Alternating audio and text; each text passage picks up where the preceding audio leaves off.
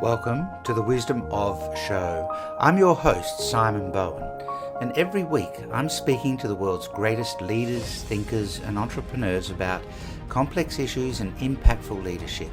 Join us in the Renaissance of Wisdom.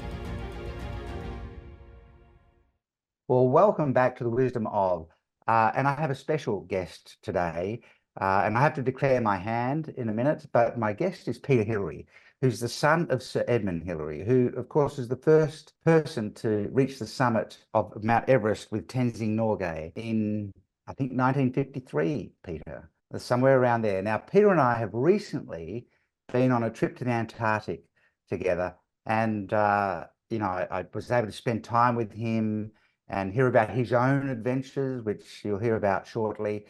But we're also able to talk a lot about what the focus of this show is. How do we become greater stewards, better stewards of the world that we live in? People and planet. How do we have a greater impact through whatever avenues we approach the world and the contributions we bring? We are in a crisis, I think, of leadership around the world. Things are becoming more complex politically, economically. We're facing a lot of challenges, and maybe leadership isn't enough. Maybe we need to step up to stewardship. And as I chat with Peter, you'll start to get a sense of, summiting Mount Everest was the start of something so much bigger, both from his father and now through Peter and through his generation of children, multiple generations of a single family who are true stewards of both the planet and people in so many different ways. Let me, first of all, Peter, welcome to the show. It's great to see you again. Since we left the Antarctic, you've actually gone to Nepal and done our other things. And I went to the Gold Coast in Australia. I think they were different journeys, but it's great to be chatting to you again, and welcome to the show. Oh, thank you. Good to be back. Fantastic. Let me just give some people some information about you, and there's lots of it. So I'm actually going to look down and read it. Of course, you're from one of the great mountaineering families, and you have a whole host of awards in the mountaineering community yourself. And I'll let you give people the details about your own expeditions, or just how much time you spent on an expedition. But I know when we were in the Antarctic together, that was like your 43rd trip to the Antarctic. Is that correct? It sure is. I love getting down there, and I think our trip showed that every time is new and an incredible and moving experience. Yeah, it's just an extraordinary thing to realize how amazing this planet that we live on is. But sadly, sometimes you've got to go to some places out of the way to actually see it, because we've touched so much of it, and a part of the focus down there was the Antarctic. You've written 6 books, including a children's book. I'm not even going to try to get into the description of all of your expeditions and things, but also there's a heavy tone of philanthropy inside what you do, and I guess stimulated by your father. I'd love to just unpack a little bit. Your father was the first person with Tenzing Norgay to climb Mount Everest. And I know you told me he always had the view that the two of them actually climbed it together. It wasn't really Sir Edmund Hillary that summited it. There's a great humility, it seems, in the way he approached things. And that led to a whole lot of, like a multi-generational link to Nepal, right? And some of the things you're trying to do up there. I know you said you've just been up there. Do you want to take me back through that again? Because we did it before we started recording the show. First of all, your memories of your father as this person that was obviously a mountaineer, an adventurer. Did you just feel like that was normal? Everybody's father did that sort of stuff, or and Look, then climb Mount I think Everest. we knew it was different, but it was normal for us. You go to the post office and people are coming up to your father and, would you sign my piece of paper or something like that? But it was an incredible time. I mean, you go back to 1953, the world had only been out of the Second World War for about 7 years. Europe was a dark and damaged place.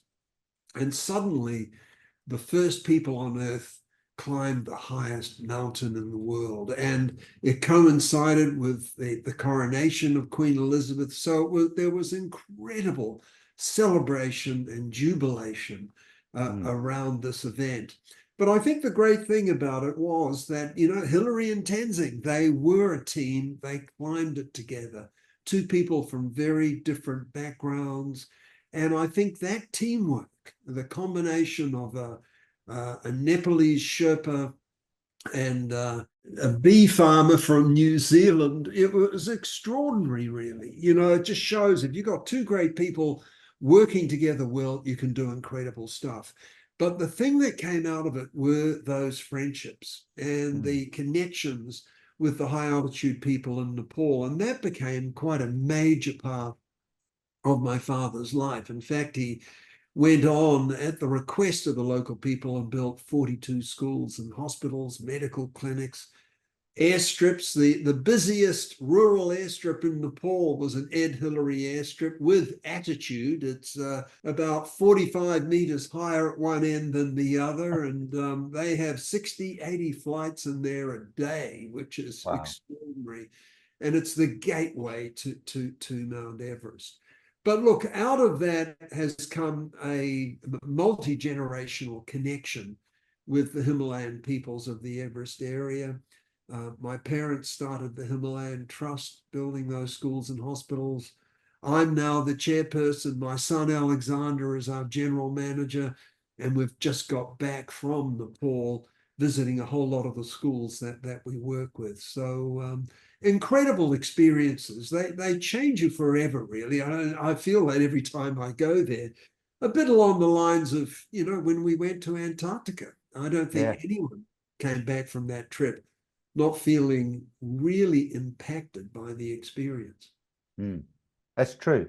It's hard to explain to people what happens when you go into a place that is so powerful in terms of the planet itself, you know, the nature of it, and places that people don't often go to, things that people don't often see. And I think you said it, you know, well, when you said you realize we're actually pretty small. You know, we have this sense that we are the, what do they call it in nature? The you know, the alpha of the food chain. What is The the right? apex. Yeah, yeah, the apex, you know, Yeah. species. And maybe we're not. You know, maybe we're not as powerful as we think we are. It's interesting. You're talking about 1953 and what a interesting time in history. And I feel like we're right in the middle of an interesting time in history right now as well, with a whole lot of things happening around the world. And, you know, maybe it's a time where we need more of those adventurers, more of those people that actually do things for the sake of doing something different, something useful, something progressive, something innovative, something exploratory, you know. But obviously your father, you know, I'm not sure if he would have climbed Mount Everest thinking that immediately after that he was going to start building schools and hospitals and things like that. Obviously, something affected him. Either, you know, had you spoken to him about when did that sort of start to emerge for him? Was it as he was preparing and before they even got underway? It's just become such a feature of the family. It's become a central cause, a crusade almost. I don't know if you had any conversations with him about that. How did that emerge? What was that philanthropy Look, that stepped out? I think it really came out of friendships, but to really understand where it came from, and I've only really started to understand this. We produced a new biography about my father, and not long before the book was written, we found my grandfather, Percy Hillary's Gallipoli diary. And Right. he was a soldier at Gallipoli in World War One. And like all of those soldiers, he had a terrible time. He was injured. He saw terrible things that you wouldn't wish anyone to experience. And he came back with what they called shell shock or post-traumatic stress disorder. And he was obviously very against the whole notion of war and conflict. There had to be a better way. Let's raise our kids, feed them well, give them a good education. And I think this was a huge impact on my father. And then, of course, the Second World War came along. Um, Dad was involved in the farming business, you know, and so obviously that was essential work. But then he decided he had to join up and join the Air Force, which he did. And I think all of these experiences had a huge impact on him and the importance of making a difference with people. So that when that request in about 1960, during another one of his Himalayan expeditions, came along and they said, would you build us a school for our children? I think, you know, he always said he never thought that they were going to go on building school after school, but it just struck him as this is the right thing to do. I can do it. I am going to do it. I'm going to make a difference here. But I guess my parents just kept answering the call, and it really did become a multi-decade long time of giving back, going back, building small schools, putting in water systems, airstrips, and eventually the Mount Everest National Park, and forestry programs, a lot of ecological restorations. And this became a very big part of what they were doing up there. Yeah, it's interesting. You might have actually just given us the best definition of stewardship, which is just answer the call and then know that you can do it and make a decision to do it. Like, I can do it, I'm going to do it. You know, and so much of this kind of work too, quite frankly, is not about sleeves rolled up and digging trenches. It's actually about communication. You know, if you want to build a national park, or you want to build schools, or you want to build hospitals in Nepal, you're going to have conversations with government officials and other people and make things happen. I was having a conversation yesterday and I made the comment that, you know, communication is the currency of peace. And it actually is. The pathway to peace is high quality communication, but the pathway to really positive and profound impact is also communication, having a willingness, you know, to share and listen, to make a difference. But that simple thing, my parents kept answering the call and my father said, I can do it and I'm going to do it. Might actually be all we need, all we need to do. You know, Let's start.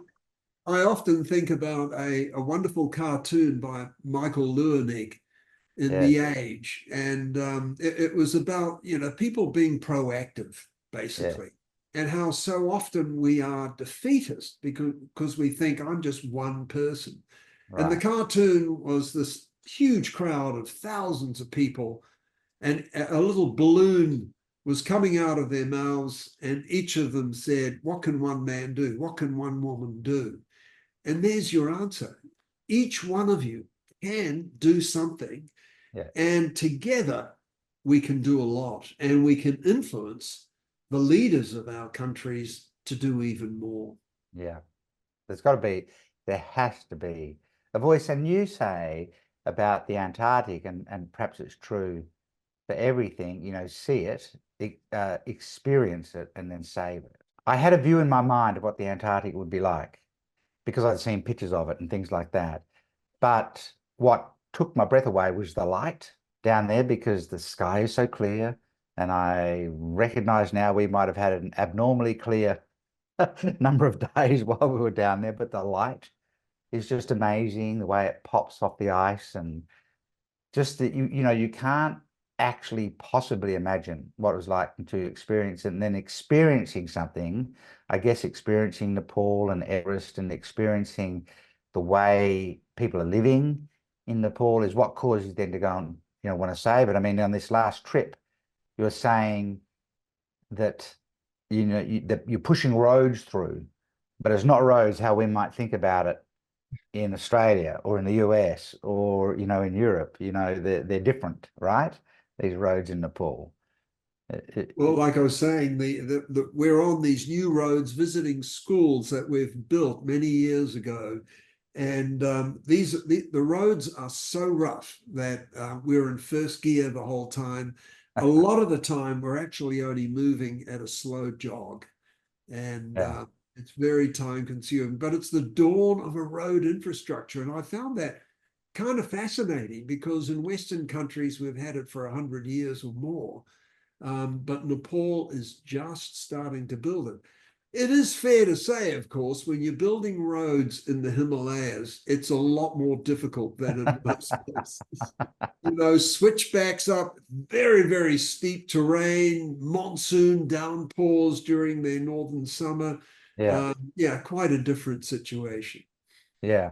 So let me switch gears for a moment. I want people to understand that it's not just that your father climbed Mount Everest and summited um, as a part of the first team to do so. Your own dedication to exploration um, is extraordinary. You climbed Everest 5 times, I think. Twice to the summit, 5 different routes on the mountain that I've been on. So. Yeah, trekked the whole the Himalayan range. Was it the Himalayan range that you Yes, trekked? from Sikkim across Nepal, India, Kashmir into Pakistan. So And that took how long? a 10-month trek at high elevation across the mighty Himalaya. Mm-hmm. Trekked across the ice with one other person to the South Pole, uh, towing sleds, right? Because nothing else can come in there to support you. You can't get ships near it and that sort of thing. How long were you trekking across the ice in Antarctic to get to the South Pole? Well, that was over 2 months of Yeah, hauling sleds, navigating in whiteouts and temperatures down to 40, 50 below zero. yeah. And living off butter, basically. We You don't need to need talk. those calories. Yes, you do need those calories, but we don't need to talk about then what happens when that's all you're eating and things like that. Um, and of course, 43 trips to the South Pole, a pretty interesting to the Antarctic, a pretty interesting trip to the North Pole. Well, I was very fortunate. The first time I went right up into the Arctic was with my father and a rather extraordinary member of the expedition, Neil Armstrong. So we had an absolutely fascinating aviation adventure with, I think, two of the greatest explorers of the 20th century. Yeah, very, very cool stuff. So how many expeditions have you been on? Over 50, you know, Wow. largely mountaineering expeditions, a lot to Antarctica, a lot of them right across the Himalayan ranges, but also all over the world, you know, up into Carsten's Pyramid, for example, up in Papua in Western New Guinea. And then the stat that blew me away was you haven't spent your entire life living under a roof. You've done the calculation, right? You've calculated roughly. Yes, no, look, I sat down and worked out that over all of these expeditions, and you got to remember, like the Himalayan Traverse was 10 months long, Yeah, but over my lifetime, I've spent 16 years sleeping in the open or in a tent or in a little mountain hut somewhere. yeah. That's pretty extraordinary.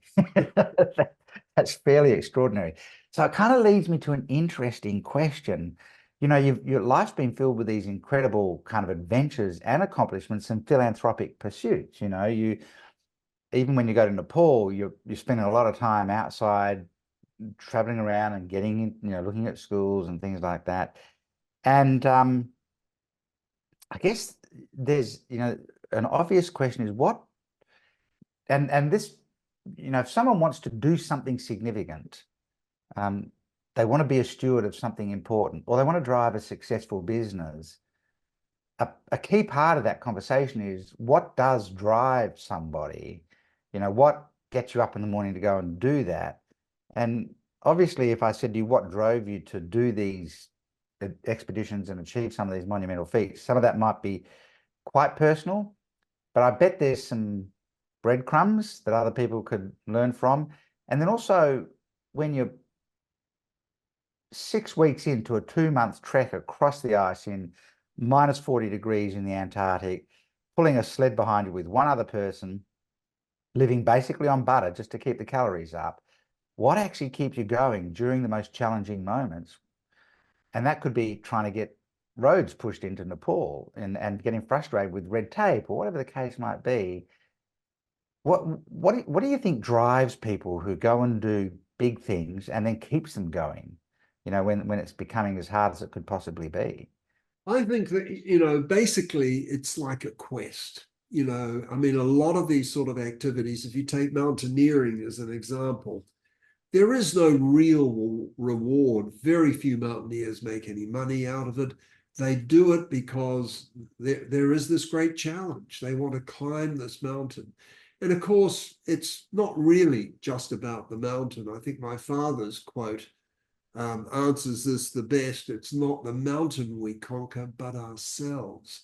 And that's what it's about. Because when you drive yourself up this great mountain, let's say it's Mount Everest, a 2 or 3 month long expedition, you've just got to go one step at a time and to achieve the goal. And then you've got to get yourself all the way back down again.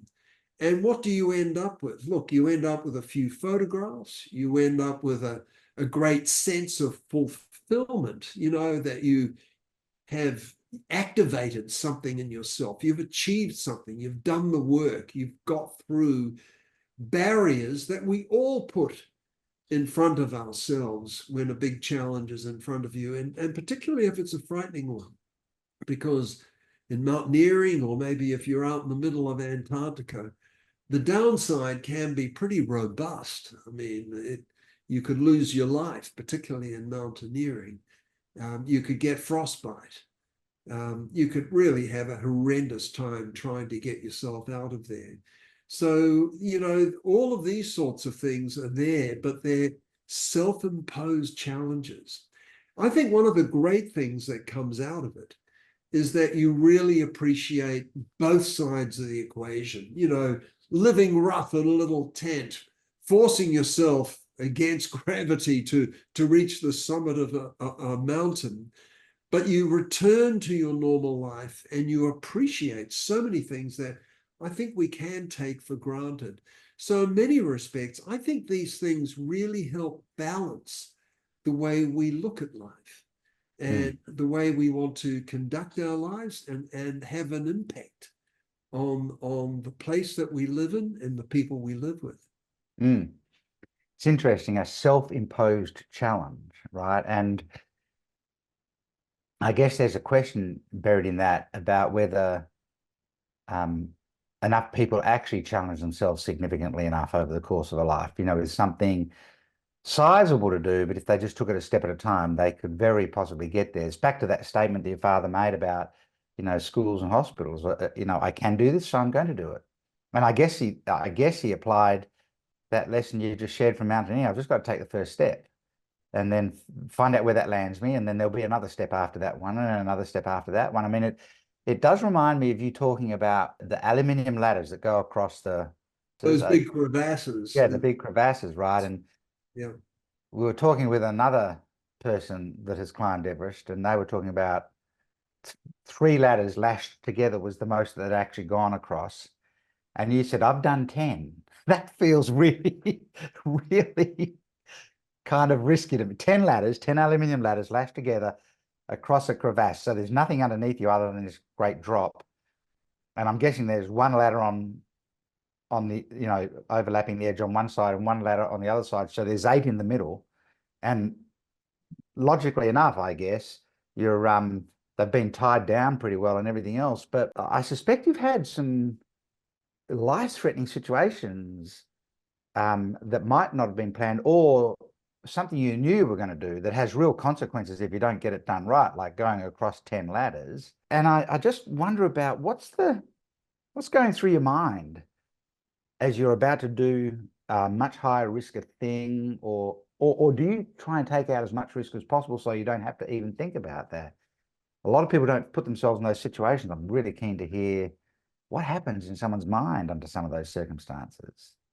Look, part of it is you're taking on a major challenge. Let's say it's a difficult face on a mountain that hasn't been climbed before, or it's the hardest thing you've ever done.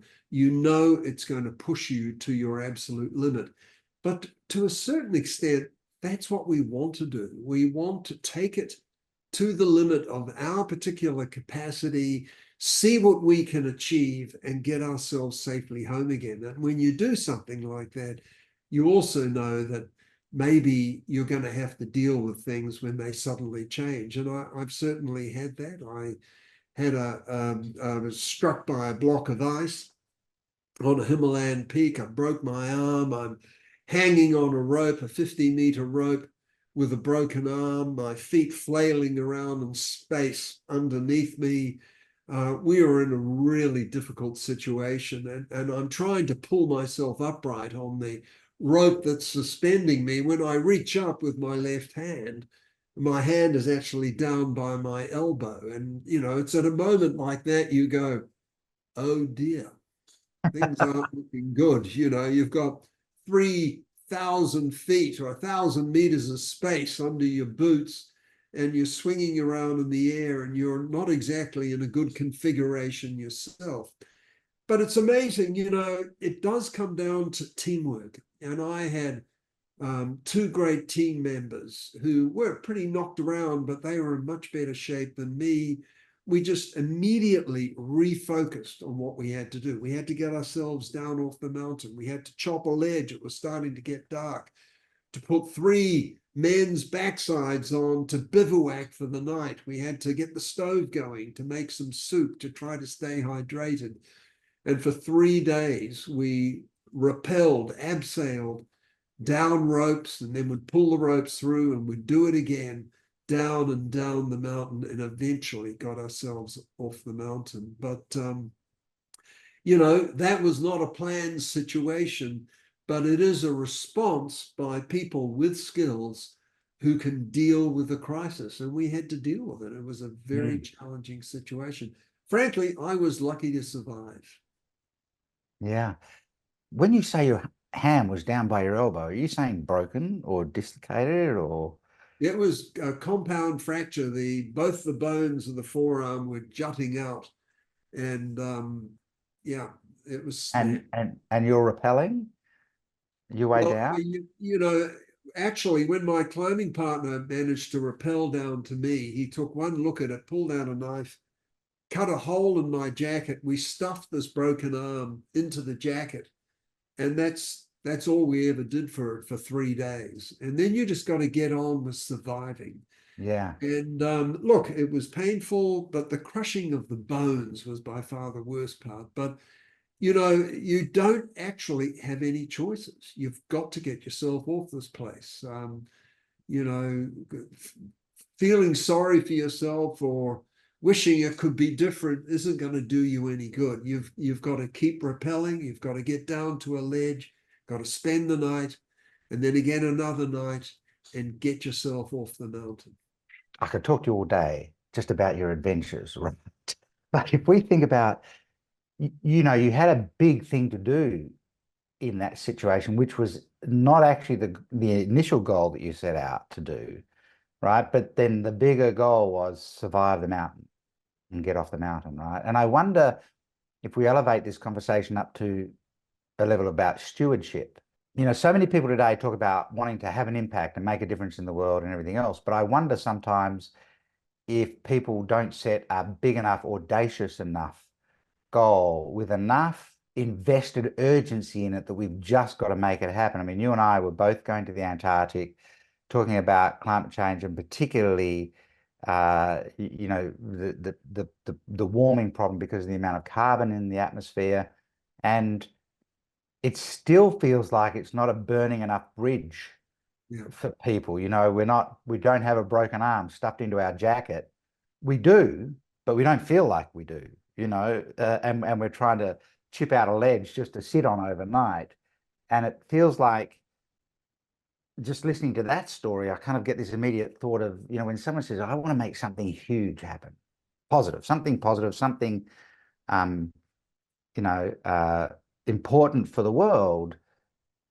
But if you hedge your bets both ways, maybe you don't go at it just as hard as you need to do, and just take care of the steps that need to be taken one at a time to actually get there. How would you translate some of that experience that you've had into, let's say a person younger than you and I? We're kind of around the same age. So people that are younger than you and I are saying, I want to have a big impact on the world. What would you be translating to them about? That's great. Be a steward, make some really valuable things happen.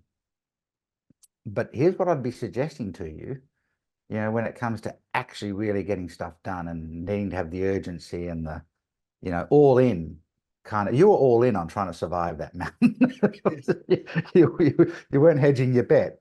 What kind of advice would you give, say, a younger person who wants to be a real leader, a real steward? Any thoughts? I really do think stewardship of the environment, of, I mean, how we nurture our communities, working to deal with climate change. Nothing could be more important than that. But, deep down, people will go, but family first, family first. And I go, absolutely. This is for your family. This is for your children and for their children. And it's not a cliche. This is very real. And you need to be a steward for them. You need to make a difference. We all do, whether it's just in our little gardens or our homes or in our workplace, or whether it's in the way we operate our business.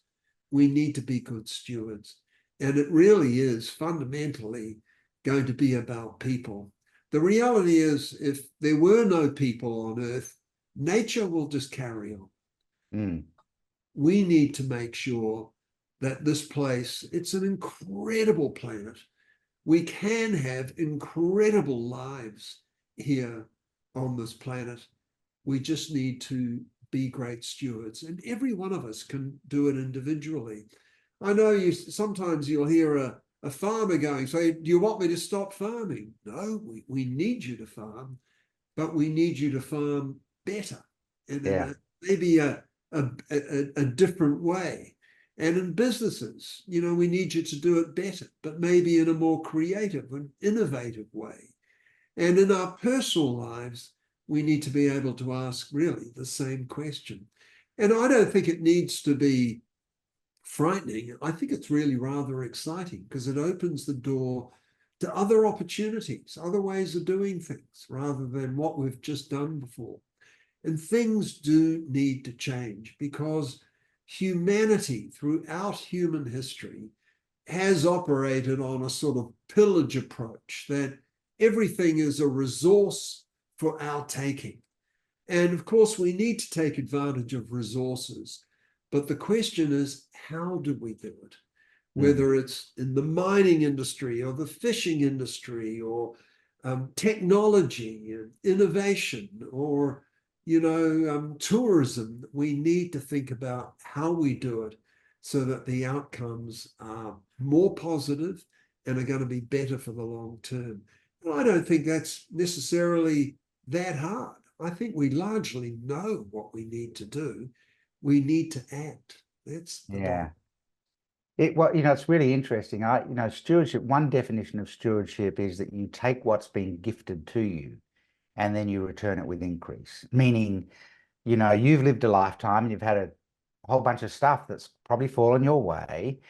What do you do with that now? So it's handed back for the next generation. And maybe, your time here as a steward is measured by the third generation beyond you, who are now the byproduct of that long after you've gone. You're not going to benefit from their appreciation of what you might have done, but a steward is trying to affect the third generation. They're trying to affect. I really like that. I like that. The fact that it's not a person who's going to come up to you and go, gee, well done. That was brilliant what you did. It actually is asking us to be, it's not selfless, but kind of grown up. Kind of grown up. Maybe stewardship is about just being a grown up, and not being a machine of consumption, because the human species is actually primarily consumption driven, right? And you're right, the planet will be just fine. It's had mass extinction events before, and it's healed itself every single time over billions of years. Humans care about the future only when it includes them. And so, when we talk about climate change and everything else, we're probably still pretty selfish about that. We're talking about climate change so long as it helps the planet to continue to include us as a species that's living in harmony with the planet. I agree with you. We probably have everything we need, and indeed, one of the lessons that I've heard loud and clear is we actually have all the solutions we need right now. We just need to do some things with them. So I loved your notion of you could view these kinds of changes as challenging and difficult, or you could actually view them as exciting. So I suspect you wouldn't even venture out of the door to go and climb a mountain if you didn't at least think it was going to be exciting. You know it's going to be hard. You know it's going to be super challenging. You know it's going to be dangerous. But you wouldn't go if it wasn't going to be exciting. And it wasn't going to be fun to do.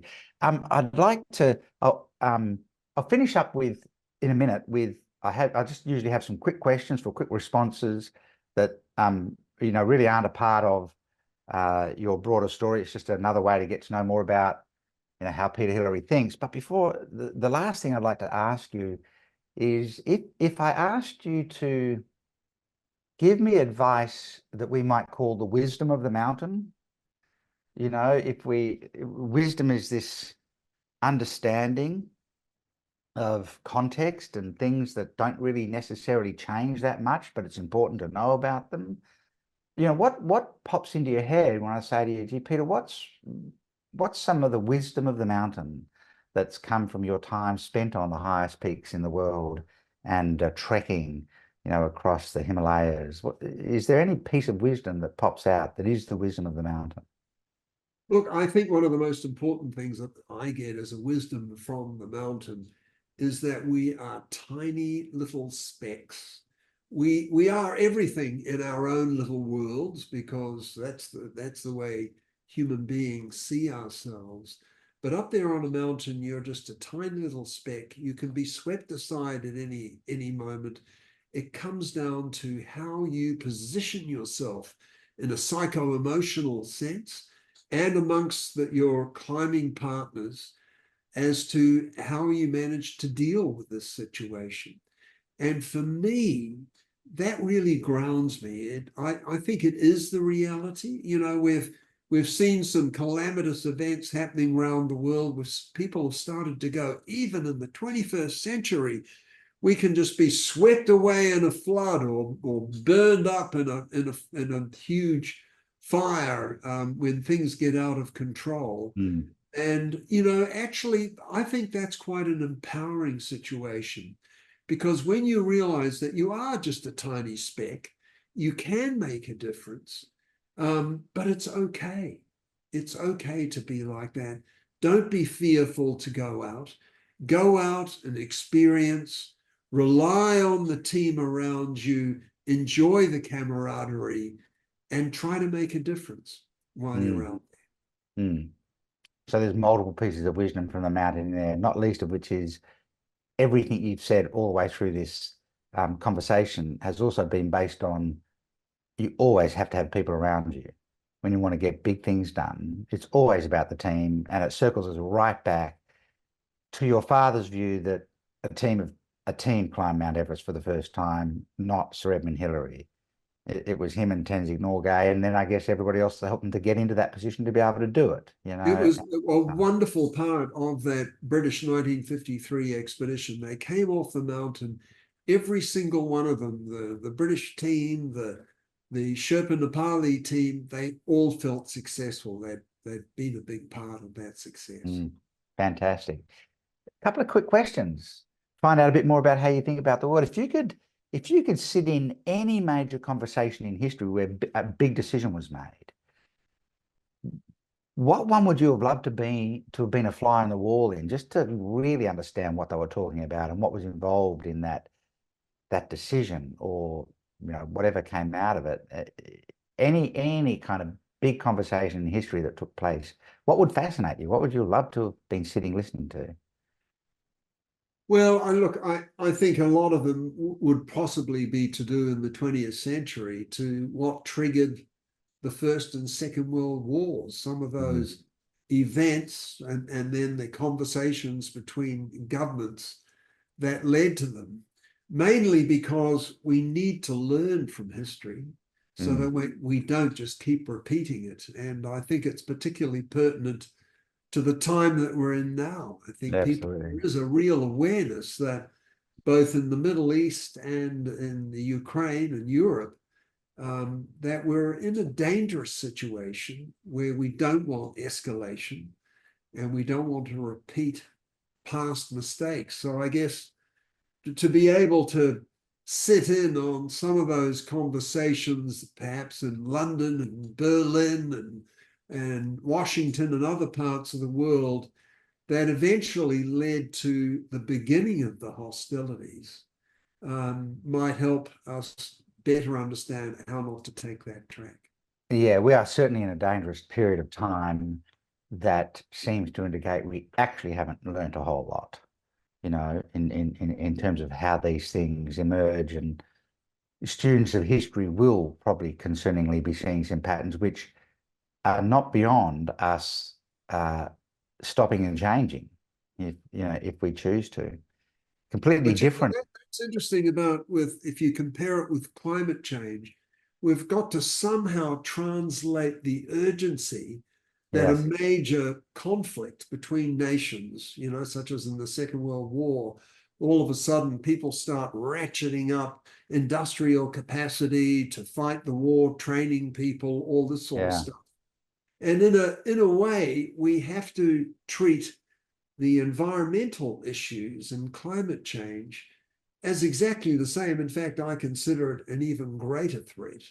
And we need to ramp up our innovations, our capacities, and the changes that we need to cope with it. And as I said, I think this can be quite an inspiring and exciting process. We just have to seize it and run with it. Absolutely. I interviewed a climate scientist about this, and this whole observation about the carbon budget, and we're at 90%, so things are dire in terms of timing. We are right on the precipice, but we have all of the solutions that we need to do it. We just have to do it. And that then is about urgency and priority.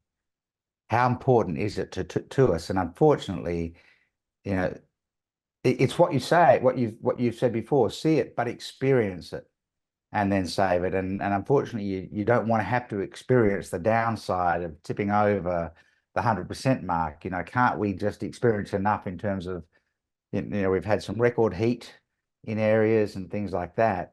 But you're right, we just need to be students of history and students of what's happened in the past. So maybe we should be thinking about some of these conversations. Um, if you could learn one thing, this will be the last question. If you could learn one thing and master it without having to practice, you already are a man of many skills, you've had to be.